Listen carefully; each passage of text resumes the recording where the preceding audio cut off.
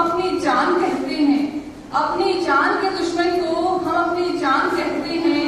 मोहब्बत की इस मिट्टी को हम हिंदुस्तान कहते हैं, मोहब्बत की इस मिट्टी को हम हिंदुस्तान कहते हैं।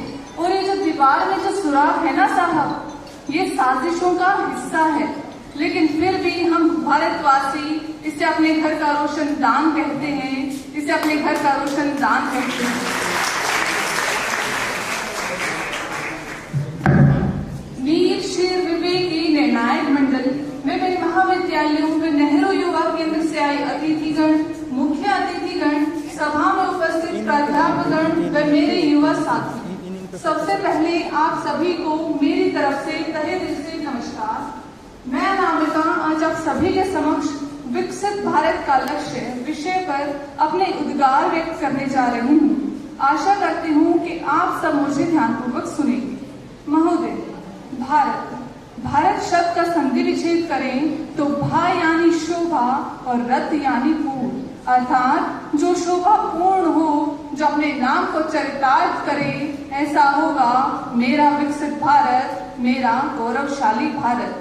मान्यवर, जब मैं अपनी आंखें बंद कर अपने गौरवशाली भारत, अपने विकसित भारत की कल्पना करती हूँ, तो मेरे विकसित भारत के रूप में एक ऐसा गौरवशाली राष्ट्र आता है जहाँ भूख का नंगा नाश नहीं, शोषित मजदूर नहीं, दुखी किसान नहीं, रोगी एवं निर्धन नहीं, भूख से तड़पते, छत के अभाव में, ठंड में ठिठुरते कोई अपना दम न तोड़ेगा, जहाँ नारी का सौंदर्य उसके सशक्तिकरण से और भी निखरेगा, जहाँ घी, दूध, अन्न, धन की कोई कमी न होगी, जहाँ प्रेम, एकता, सम्मान जैसे नैतिक मूल्य लोगों के दिलों पर विराजेंगे, जहाँ शिक्षा, प्रौद्योगिकी और तकनीकी जैसे सभी क्षेत्र देश के उच्चतम शिखर पर विराजेंगे, तो ऐसा होगा मेरा विकसित भारत, मेरा गौरवशाली भारत।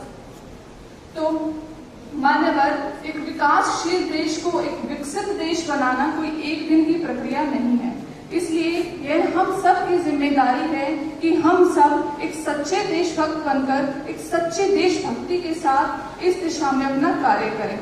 तो मैं नहीं मान, अब देशभक्ति की बात की जाए तो मैं नहीं मानती कि अपने व्हाट्सएप और फेसबुक की डीपी को 3 रंगों में रंग देना ही देशभक्ति है।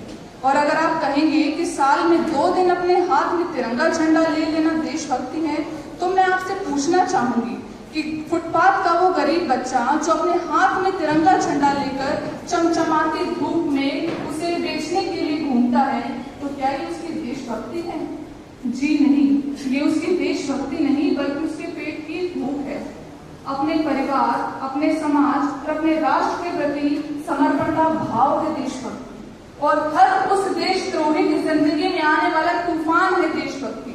तो मेरे विचारों में आज के समय में जो व्यक्ति अपना कार्य पूरी ईमानदारी, पूरी लगन और पूरी मेहनत के साथ करता है, वही एक सच्चा देशभक्त है।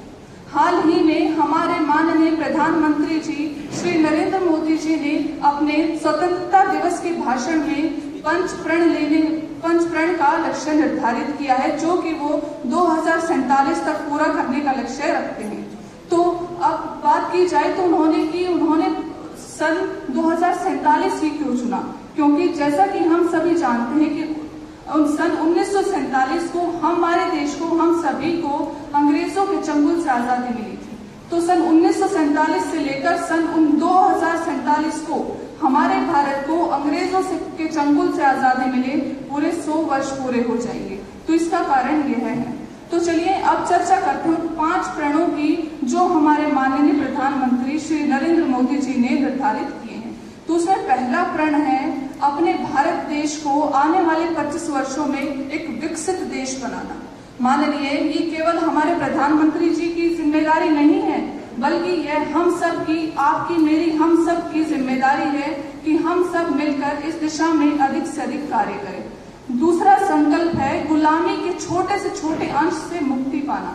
जी हाँ, सबसे पहले, आजादी से पहले अंग्रेजों ने हमें गुलाम बनाकर रखा था, और अगर हमें हमारे भीतर बाहर अगर कहीं भी गुलामी का अगर छोटे से छोटा अंश भी अगर हमें कहीं नजर आता है, तो हमें उससे मुक्ति पानी ही होगी। तो यह है हमारे माननीय प्रधानमंत्री जी का दूसरा लक्ष्य।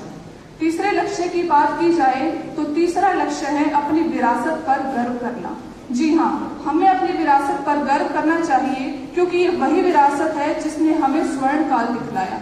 ये वही विरासत है जो हमें समय समय पर बदलाव करने की आदत देती है, हमें समय समय पर बदलाव करने की शक्ति देती है। तो यह था हमारा तीसरा प्रण। चौथे प्रण की बात की जाए तो चौथा प्रण है एकता और एकजुटता। जी हाँ, हमारा देश, जैसा कि हम सभी जानते हैं, कि अनेकता में एकता के नाम से जाना जाता है। जी हाँ, हमें बिना किसी मतभेद के हमें आपस में प्रेम पूर्वक रहना चाहिए। अब पांचवें प्रण और आखिरी प्रण की बात की जाए तो पांचवा और आखिरी प्रण है नागरिकों में कर्तव्य की भावना। जी हाँ, हम सभी नागरिकों में कर्तव्य की भावना होनी चाहिए। हमें एक साथ एकजुट होकर, एक साथ मिलकर इस दिशा में कार्य करना होगा, क्योंकि जिंदगी की असली उड़ान अभी बाकी है, कई इम्तिहान अभी बाकी हैं। अभी तो नापी है मुट्ठी भर जमीन हमने, अभी तो पूरा आसमान बाकी है, अभी तो पूरा आसमान बाकी है। तो इन्हीं शब्दों के साथ मैं अपनी वाणी को विराम देना चाहूंगी। धन्यवाद। जय हिंद, जय भारत।